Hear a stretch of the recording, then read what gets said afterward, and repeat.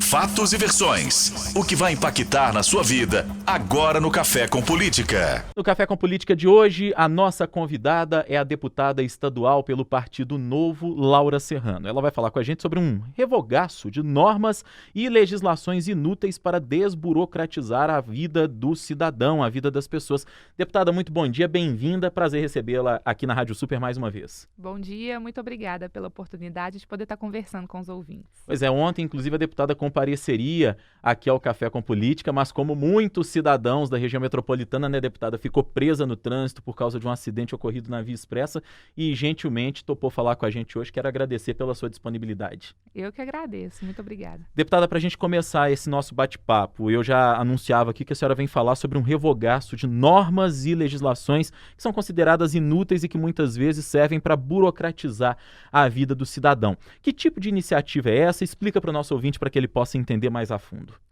Bom, esse processo, na verdade, é um dos nossos compromissos de mandato, que inclusive foi prometido por mim durante a campanha. Então, é justamente a iniciativa de desburocratizar a vida das pessoas através da redução do estoque de normas, a redução da quantidade de leis.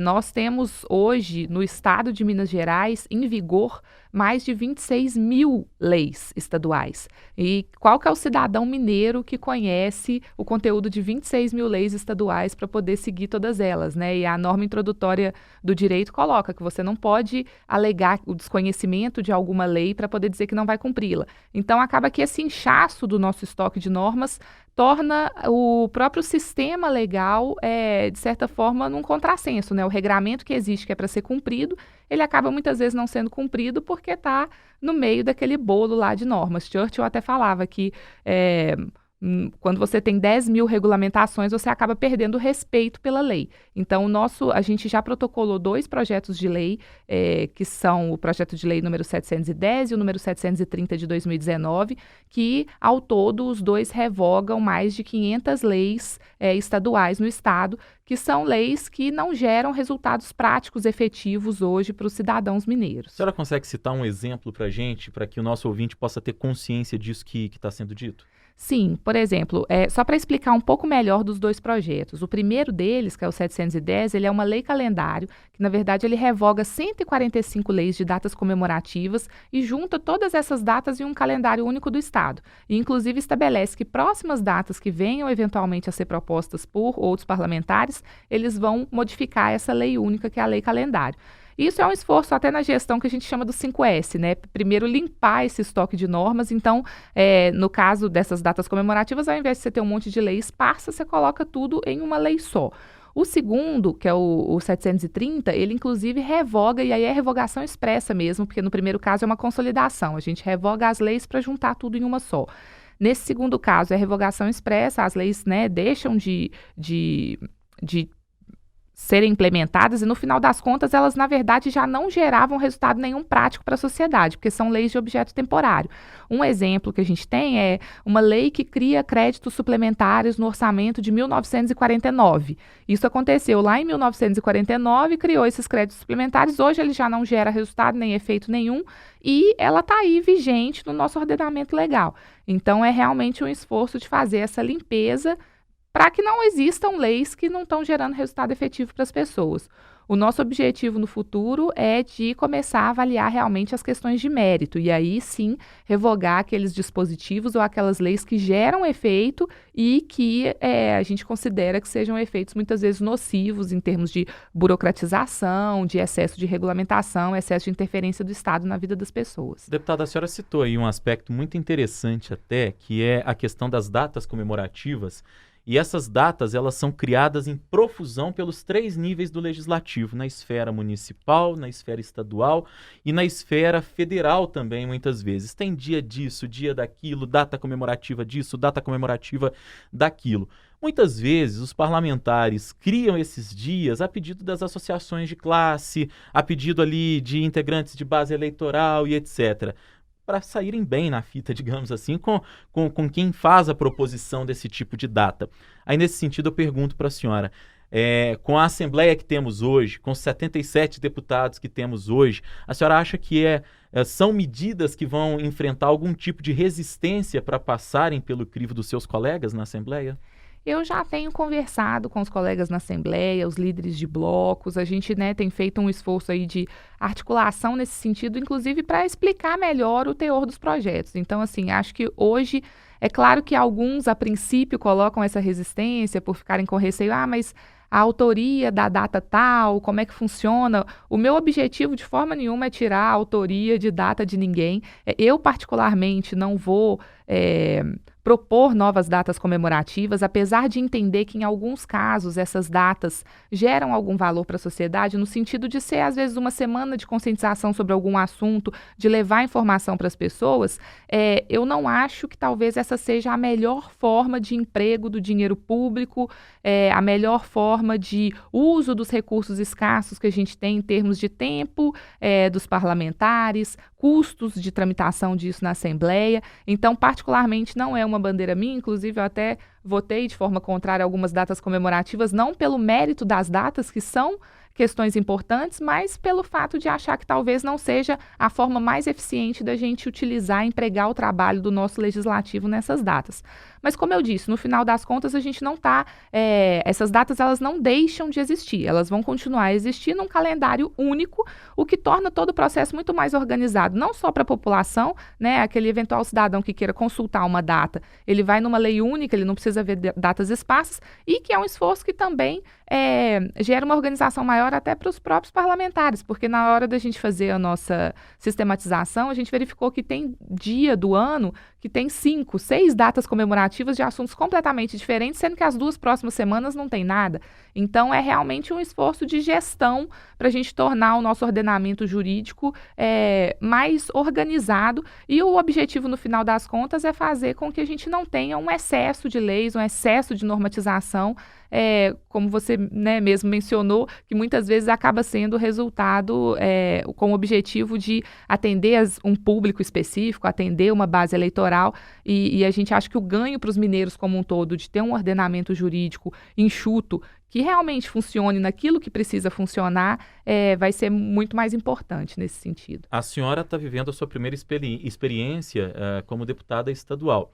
São seus primeiros meses dentro da Assembleia. Eu pergunto, diante de tudo isso que a senhora nos relatou, o Legislativo perde muito tempo com esse tipo de discussão, com esse tipo de votação, muitas vezes, quando o Estado, agora vivendo a crise que vive, precisa votar medidas que são muitas vezes mais importantes, mais urgentes, medidas que de fato vão impactar diretamente na vida de um contingente maior de mineiros?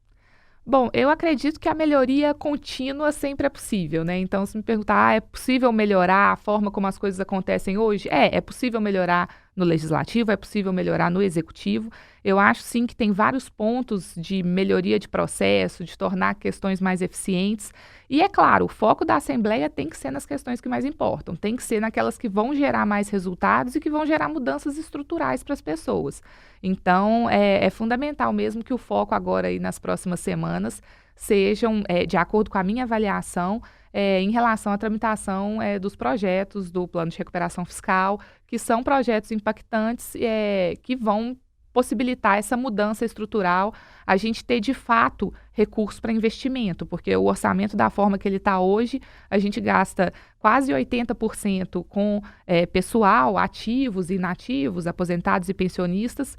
Do restante que sobra aí dos 20 e poucos por cento, nem isso vai tudo para a educação, porque nisso tem 8 bilhões de reais por ano que é gasto com serviços da dívida, juros. Então, o que sobra para a gente poder investir de fato em educação, em saúde e segurança, que é o que gera valor para as pessoas, né?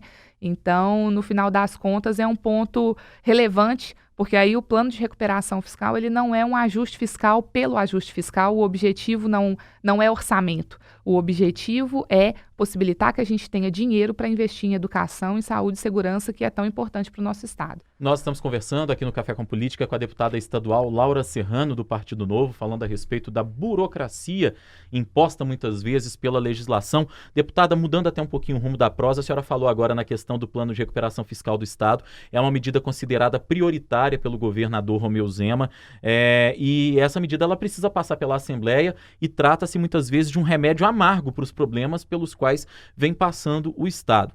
E aí, o governo tem apontado esse plano de recuperação fiscal como a grande solução. ou o primeiro grande passo para a solução dos problemas ocasionados pela crise em Minas Gerais. Por outro lado, a gente percebe muitas outras pessoas, a oposição, por exemplo, ao governo Zema, apontando que esse plano de recuperação com os remédios amargos que determina, que não é a melhor solução, que a gente poderia pensar, por exemplo, nos repasses da Lei Candir, numa negociação com a União nesse sentido. E aí eu pergunto para a senhora, enquanto inclusive integrante de partido, do mesmo partido do governador, é possível se pensar em alguma outra solução para além desse plano, que não passe necessariamente pelo congelamento de reajustes reais para os servidores públicos, pela venda de algumas estatais que já vem causando polêmica, ou não tem outro caminho? O plano de recuperação fiscal é a única via de saída para Minas resgatar o crescimento?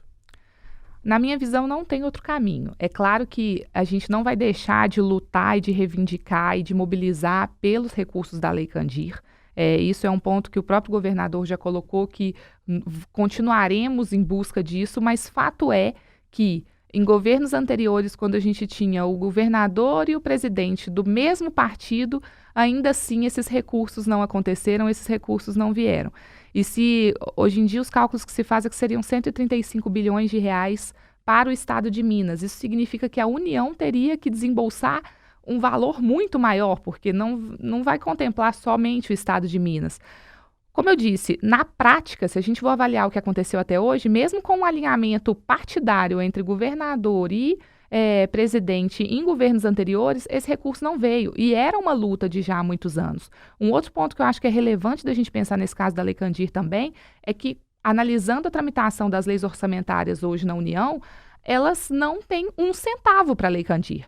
Então, ficar acreditando em um recurso que vai vir do governo federal ou jogar a responsabilidade para para uma outra esfera de poder é muito mais fácil do que buscar a responsabilidade para si e querer resolver os problemas, mesmo quando a resolução dos problemas passa por medidas que são medidas mais duras. Então, o que o governo vem fazendo hoje é justamente pegar essa responsabilidade para si, porque a gente não pode mais deixar que a educação tenha a quantidade de recursos que ela precisa para poder ser uma educação básica de qualidade. Não podemos deixar de investir em segurança, de investir em saúde, e a solução para isso, que a gente enxerga hoje como a solução viável e que gere resultado, é o ajuste, é o plano de recuperação fiscal. Muito bem, a gente está já caminhando aqui para a reta final desta entrevista com a deputada Laura Serrano, do Partido Novo, aqui no Café com Política, mas não sem antes a nossa já tradicional Hora do Bate-Pronto. No Café com Política, Hora do Bate-Pronto. Perguntas objetivas e respostas igualmente objetivas. Combinado, deputada? Certo. Começando então, primeira experiência como deputada. Um desafio e uma satisfação. Excesso de leis é um problema em todo o país? Sim, sem dúvida. Mudança na Constituição Mineira para evitar que a população seja consultada no momento da venda de estatais. É um processo importante que vai chegar aí nos próximos dias. Governo Zema. O governo Zema é o governo que, na minha visão, vai fazer com que Minas Gerais volte ao protagonismo nacional que o nosso estado merece. E a figura em si do governador Romeu Zema? Um gestor competente e uma pessoa que quer fazer o melhor pelo nosso estado. Governo Bolsonaro até aqui. O governo Bolsonaro está na direção certa e tem uma equipe econômica sensacional. Deputada estadual Laura Serrano, do Partido Novo, foi nossa convidada hoje aqui no Café com Política. Gostaria de agradecer a sua entrevista, foi um prazer recebê-la, deputada. Prazer é meu. Você fica agora com os destaques de hoje, portanto, aqui do Super N.